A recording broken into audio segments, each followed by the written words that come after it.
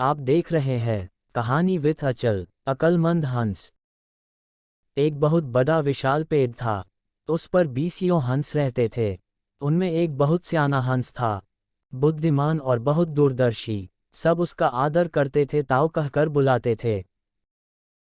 एक दिन उसने एक नन्ही सी बेल को पेड़ के तने पर बहुत नीचे लिपटते पाया। ताऊ ने दूसरे हंसों को बुलाकर कहा, देखो, इस बेल को नष्ट कर दो। एक दिन यह बेल हम सबको मौत के मुंह में ले जाएगी। एक युवा हंस हंसते हुए बोला, ताऊ, यह छोटी सी बेल हमें कैसे मौत के मुंह में ले जाएगी। सियाने हंस ने समझाया, आज यह तुम्हें छोटी सी लग रही हैं। धीरे धीरे यह पेड़ के सारे तने को लपेटा मारकर ऊपर तक आएगी। फिर बेल का तना मोटा होने लगेगा और पेड़ से चिपक जाएगा। तब नीचे से ऊपर तक पेड़ पर चने के लिए सीधी बन जाएगी। कोई भी शिकारी सीधी के सहारे चढ़कर हम तक पहुंच जाएगा और हम मारे जाएंगे। दूसरे हंस को यकीन न आया, एक छोटी सी बेल कैसे सीधी बनेगी। तीसरा हंस बोला, ताऊ, तू तो एक छोटी सी बेल को खींचकर ज्यादा ही लंबा कर रहे हो। एक हंस बोला, यह ताऊ अपनी अक्ल का रौब डालने के लिए अंशंट कहानी बना रहा है।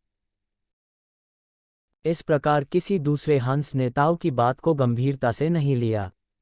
इतनी दूर तक देख पाने की उनमें अक्ल कहाँ थी। समय बीतता रहा। बेल लिपटते लिपटते ऊपर शाखों तक पहुंच गई। बेल का तना मोटा होना शुरू हुआ और सचमुच ही पेड़ के तने पर सीधी बन गई, जिस पर आसानी से चढ़ा जा सकता था।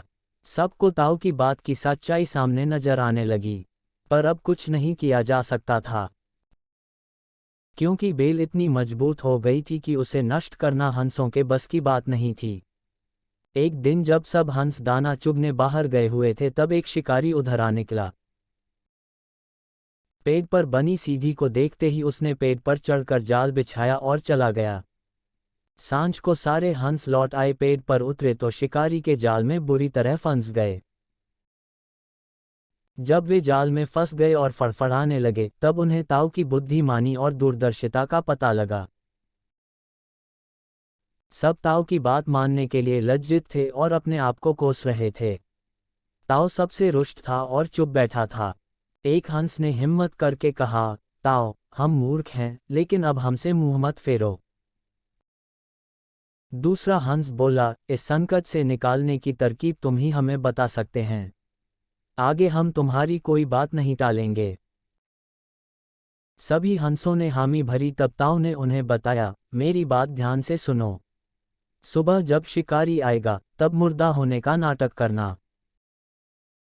शिकारी तुम्हें मुर्दा समझकर जाल से निकालकर जमीन पर रखता जाएगा।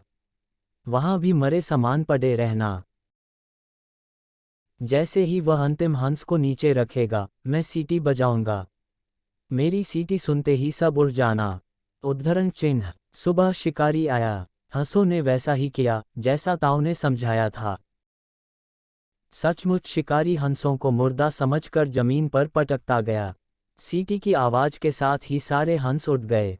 शिकारी देखता रह गया। इससे यह सीख मिलती है, बुद्धिमानों की सलाह गंभीरता से लेनी चाहिए। Thanks for watching.